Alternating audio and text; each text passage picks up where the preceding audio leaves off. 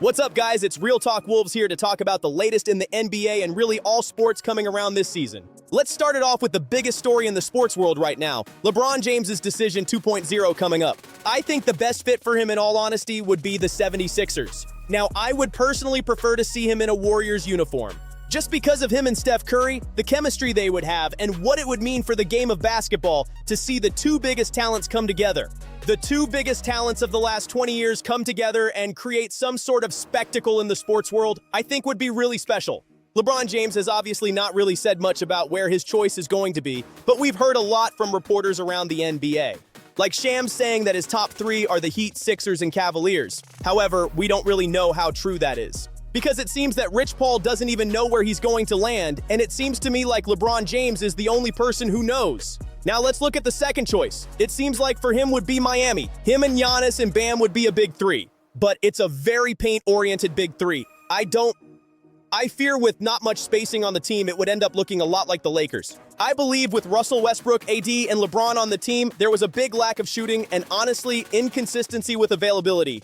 With Giannis having some issues of late and LeBron at 41, he's never a shoo-in to play, but Bam, obviously, he does have good availability. However, there's still a lot of questions there. And then if we go over to Cleveland, it's a lot like the Lakers in all honesty with their roster construction. I'd say aside for the big man play, but primarily with the two ball handlers at the top, it's a lot of dribbling, not really a lot of sharing the ball. The offense can get very stagnant, and honestly, I don't think it's a team that has the intangibles to take it to the next level, especially after seeing their series versus the Knicks where they just got their socks knocked off in some of those games. I mean, one of them, they were up 20, deep in the fourth quarter, and then they blew the lead. Obviously, the Knicks team was very good, but if you have two superstars like James Harden and Donovan Mitchell, you have to find a way to bring it home there. Philadelphia is again another team that is at the top of his list as of right now. The only concern there is obviously Joel Embiid's health. You never know what's going to be going on with that. Will he be there for the playoffs? And I think Maxey is obviously a superstar at this point in his career. Jaylen Brown, again, obviously is also a superstar at this point. So LeBron James would be joining a very heavily stacked starting lineup. They'd probably just slot him right into the 3 or probably the 4 spot and have Jaylen Brown play the 3. I think there would be no problems fitting there. It would all just depend on if Joel Embiid can stay healthy, which I'm not sure is a bet LeBron James would like to make, considering his past choices of joining Anthony Davis. And even though they did win the bubble championship, after that, there was inconsistency in Anthony Davis's health, which led to a lot of early exits for the Los Angeles Lakers. And I personally think that the question of whether at year 24 LeBron James can move the needle to a title contender is absolutely crazy. I mean, we all saw what he did against the Houston Rockets in round 1 of the playoffs. He carried this Lakers team on his back without Luka Doncic. And with Austin Reeves not at 100% missing a couple of games. I mean, it's clear that this guy still has an impact on winning basketball. And there was a multitude of games where he just had his footprint all over them, even in the regular season. I'm talking about 20 to 10 games. Double-doubles here and there. And just because he was kind of pushed to the third option with 2 ball-dominant guards doesn't mean he can't still contribute. Moving on to the Warriors, I wanted to dive a little deeper into that. Obviously, him and Draymond are really close. They were hanging out in the offseason, apparently a couple of times, and he had a quote where he said it was a crazy pitch. Do I believe that will be enough to bring LeBron James on the Warriors? No, I do not. However, after watching the Summer League of Basketball, Yaxley Lenonborg looks like a real star. I mean, this guy is special. He was far and away the best player in the Summer League.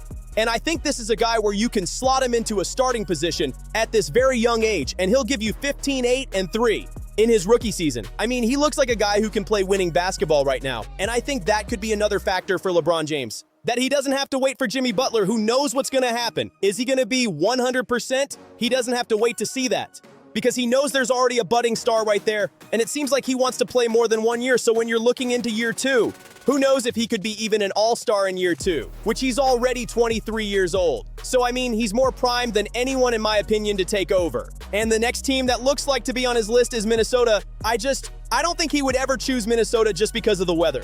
It's not his hometown like Cleveland, so there's a difference there. Cleveland, he got drafted to, that's his hometown, so yes, there's potential to come back there.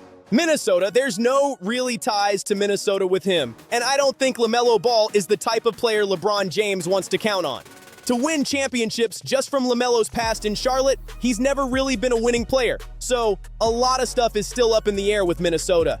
Let's get into some of the trades recently, particularly including Kawhi Leonard and Giannis Antetokounmpo. When it comes to which one will have the bigger impact this year, I believe it could really be Kawhi Leonard. I think Kawhi Leonard had his best year of basketball since maybe 2020 last year, just in terms of staying healthy but also dominating on the court, even though the Clippers didn't have a success. He obviously showed that he does still have what it takes to be a championship contributor. And I think this Toronto Raptors team is built perfectly for him. He doesn't have to carry the defensive end like he did on the 2019 Raptors team or how he did on the Spurs. He's not that guy anymore. And he doesn't have to be that person anymore for this team. I think that's very important, especially with a guy like Scotty Barnes. Who's going to get you 10 rebounds and 7 assists every game? I think they will just gel perfectly and with Kawhi's improved three-point shooting.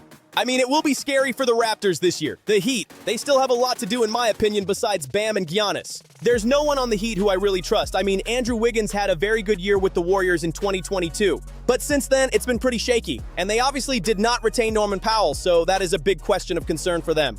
What will they do at the 1, the 2 spots? Even the 3 spot? Andrew Wiggins, but when you're looking at their bench, it's very shaky as well. So they have a lot to work on to round out the roster. And to be completely honest, I'm not sure if Giannis and Bam completely fit. They both are paint-dominant scorers. Obviously, Bam had 83 last year, but I mean, aside from that performance, there wasn't many games where he was stretching the floor, so we'll just have to wait and see how their whole team meshes together. I bet by week 4, week 5 of the NBA season, we'll be talking about some big move they'll have to make to become a contender. I mentioned earlier that Yaxley Lenonborg had been just dominating the Summer League, obviously with the Warriors winning the championship. And him taking the MVP, there was a few other stars of this Summer League like Cam Boozer, Malik Thomas, and Caleb Wilson. I think Caleb Wilson's first performance, I think he had 35 points, was just really, really bright for the Bulls. In terms of his three-point shooting, he made as many threes in that one game as he did his entire college career. And I feel like with Caleb Wilson being able to stretch the floor, it's very scary for the rest of the league, especially with his defensive prowess. Being a 6'9" guy with a 7-foot-something wingspan, I mean, it's very Kevin Durant-like, especially in some of the shots he was taking. Malik Thomas was somebody who I had going in the first round, and when he fell to the second round, I was just surprised. And seeing him take over the Summer League, I mean, it was no real surprise to me, just his body of work as a freshman in college at Arkansas. Him and Darius Ackoff just completely took over the March Madness tournament until obviously losing in the Elite Eight to a very good team. So, I mean, there is a bunch of bright spots this NBA offseason. I think it's been one of the more entertaining offseasons of the last decade. So I'm excited for this NBA season, and it's going to come around fast, so stay tuned in with the channel. We'll keep on going along. Thank you guys. Peace.